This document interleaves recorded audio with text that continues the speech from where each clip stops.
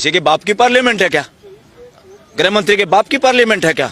या जो पार्लियामेंटेरियन बैठे हैं उनके बाप की पार्लियामेंट है क्या? ये इस देश की पार्लियामेंट है। आप एक रिलीजन के पीछे क्यों लठ लेके पड़े हुए हो? इससे सारा साबित है एजेंडा ही कुछ नहीं तुम्हारे पास। इन एमपीओ की तनख्वाह रोक देनी चाहिए कि तुम्हारी तनख्वाह यहाँ दो। जो देश का पैसा और समय बर्बाद हो रहा है, जहाँ पे सैकड़ों हजारों केस डिसाइड हो सकते थे, उस समय में तुमने एक ऐसा कानून बना दिया जिसकी वजह से सारे वकील और जज, 3 हो सकता है, 3 के बाद और ज्यादा की कोर्ट बिठानी पड़े, और इतना समय देश का एक ही मुद्दे पे बर्बाद कर रहे हो आप लोग। इन सब की तनख्वाह रोकनी चाहिए। ऐसा समय आएगा, हाई कोर्ट और सुप्रीम कोर्ट को हर काम में इंटरफेयर करने के लिए तो बनाई हमने कि बदमाशी पार्लियामेंट करे, बदमाशी सरकार करे, बदमाशी कोई सीएम पीएम करे, बदमाशी कोई ब्यूरोक्रेसी करे, बदमाशी पुलिस करे।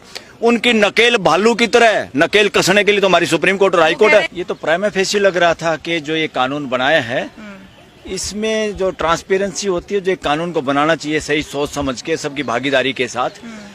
कानून बनाने का ये मतलब नहीं है कि पार्लियामेंट में किसी पार्टी की मेजोरिटी है, जो मर्जी कानून बना लो और जल्दबाजी में कानून बना लो, आधी रात को कानून बना लो। ये दिस इज नॉनसेंस।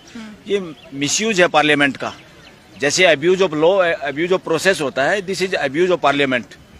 पार्लियामेंट का कोई अब्यूज नहीं कर सकता, उसका मिसयूज नहीं कर सकता। पार्लियामेंट का सिर्फ सदुपयोग किया जा सकता है पूरे देश के हित में, और वो देश का हित चाहे मुस्लिम का हो, चाहे हिंदू का हो, चाहे ईसाई का हो, चाहे सिख का हो। इनके बारे में भी कानून बनाने के वक्त पूरे 142 करोड़ लोगों को ध्यान में रखना जरूरी है, क्योंकि हर कानून, हर फैसला, हर पॉलिसी के बाद फ्रेटर्निटी बढ़नी चाहिए देश के अंदर, भाईचारा बढ़ना चाहिए। किसी के अंदर भी किसी को ये ना लगे कि मेरे साथ नाइंसाफी हुई है। कोर्टों में अब देखिए, ये जो ही पास किया कानून, उससे पहले ही उतावले थे लोग कोर्ट में आने के लिए। तुरंत कितने लोग कोर्ट में आए हैं? इसका मतलब क्या है? इसका मतलब पार्लियामेंट ने बदमाशी की है, सिंपल।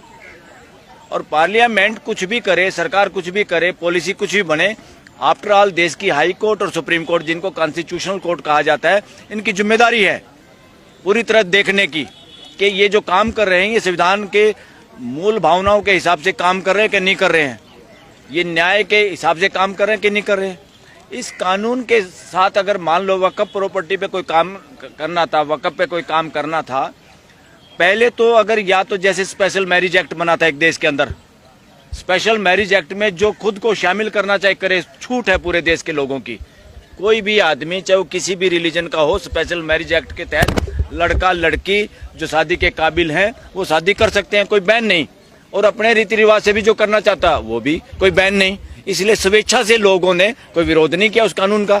जो पढ़े लिखे तबका या कोई ऐसा है, एक रिलीजन दूसरे के रिलीजन में आप